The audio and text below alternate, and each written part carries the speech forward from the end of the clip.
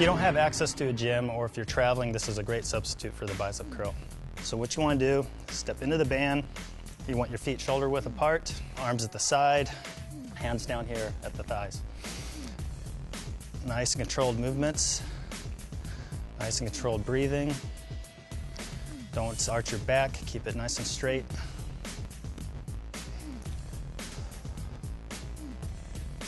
So to prevent injury, you want your elbows nice and tight, close to your body, and you want to come up nice, slow, and controlled.